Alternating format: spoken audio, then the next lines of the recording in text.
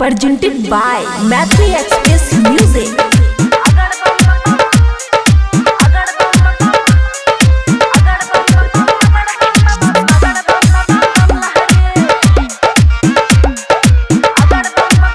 खुशी recording studio Baluaha. मैं भोले जी का भक्त हूँ, मुझे भंग चढ़ गई रे। अगड़ बम बम अगड़ बम बम अगड़ बम बम बम लहरी, मेरे तन पे शिव भक्ति का रंग चढ़ गई रे।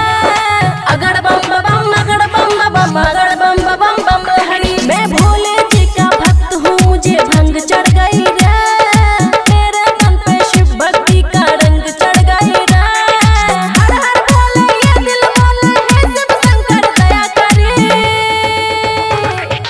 अगड़ बम बम अगड़ बम बम अगड़ बम बम लहरी, अगड़ बम बम अगड़ बम बम लहरी, अगड़ बम बम अगड़ बम लहरी। डीजे गुड मधुबनी,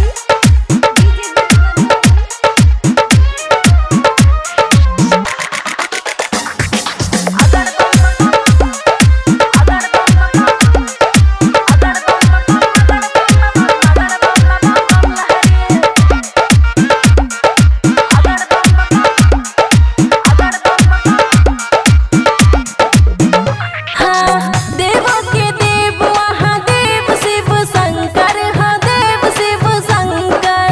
नमो शिवाय मैं तो जपू नित मंत्र, हो जपू नित मंत्र।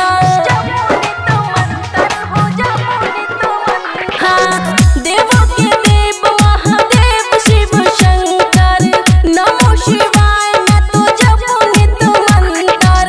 हरिद्वार काशी कैलाश मन भाए देवघर नगरी।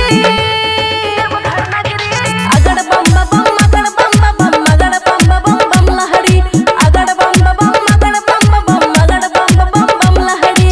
डीजे गुड मधुबनी,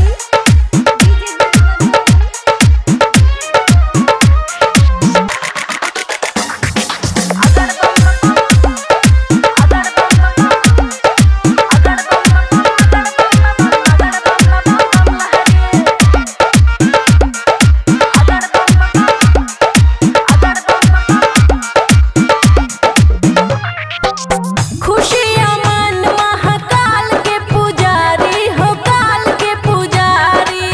मालिक मेरे बाबा भोले भंडारी, हो भोले भंडारी। गोलू मोनू महाकाल के पुजारी, मालिक मेरे बाबा भोले भंडारी। तीन लोग के दाता सब है, इनकी सबसे बड़ी कचहरी।